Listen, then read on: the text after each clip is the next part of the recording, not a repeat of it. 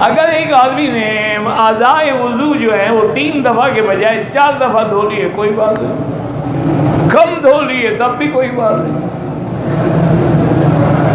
یہ دیکھا نہیں ہماری یہ جو کالی برادری ہے حضرت بلال رضی اللہ عنہ کی، یہ تو ماشاءاللہ ایک چھوٹی بوتل ہے نا پانی پینے والی، اس سے سارا میرے خیال میں وضو غسل بھی کر لیتے ہوں۔ یہ عجیب قوم ہے ماشاءاللہ، ایسے ہاتھ لگا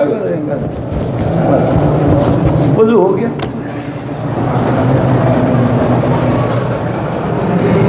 سنا ہے کہ گناہ کر دے ورنہ اللہ پاک یہ امت ختم کر دیں گے اور امت پیدا کریں گے، یہ غلط بات ہے، آپ نے غلط سنا ہے،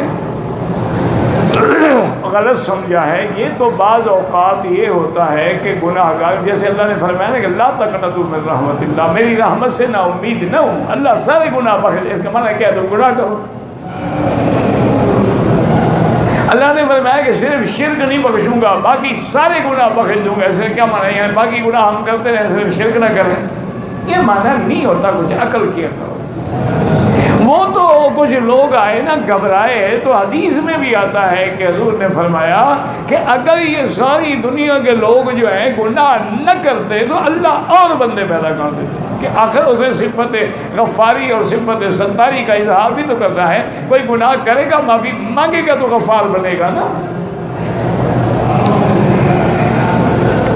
اس کا معنی یہ نہیں ہوتا کہ ہم گناہ کریں۔ اگر ایک آدمی اپنی بیوی سے ملنے کے وقت جو کپڑے پہنے ہو، کپڑے پلید نہیں ہوتے، تم پلید ہو جاتے ہو۔ ہاں کپڑے کو کچھ لگ جائے تو دھو ڈالو۔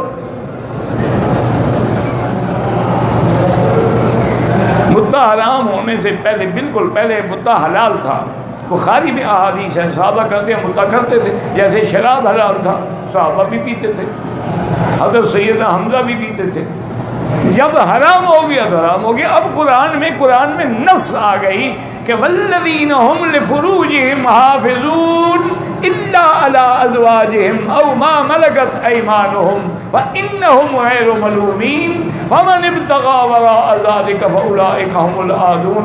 اللہ نے فرمایا کہ میرے مومن بندے اپنے شرمگاہوں کی حفاظت کرتے ہیں، صرف اپنی بیوی یا اپنی مملوکہ ملک الیمین پہ استعمال کرتے ہیں، اس کے علاوہ اگر کوئی اور مدعا شدہ بہانے بنائے تو سب ظلم کرنے والے اور حد سے نکلنے والے۔ بات ختم ہو گئی۔ مدعا زنا ہے، بالکل کہہ سکتے ہیں کیا مانا۔ جب اللہ نے روک دیا، حضور نے فرمایا لا متعۃ فی الاسلام، اس کے بعد تو پھر وہ زنا ہے۔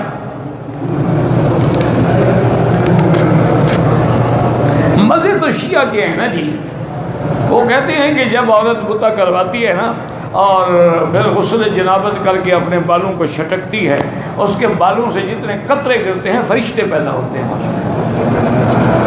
تو ماشاءاللہ یہ درجت پھر ہر عورت حاصل کرتی ہوگی، اللہ معاف کرے،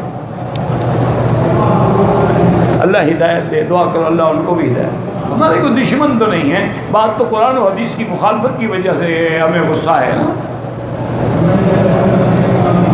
یہاں کبھی متع کا قانون پاس نہیں ہوا، یہاں متع کو زنا سمجھتے ہیں اور اس میں حد جاری ہوتی ہے باقاعدہ۔ کہیں ایسا نہ کرنا کسی چکر میں آ جانا۔ یہاں تو اسلام کا قانون ہے۔ کوئی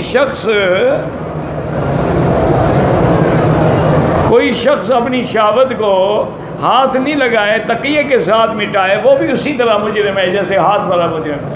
یہ سب غیر وضعی فطری، غیر فطری چیزیں ہیں، اللہ نے اس کی اجازت نہیں دی ہے۔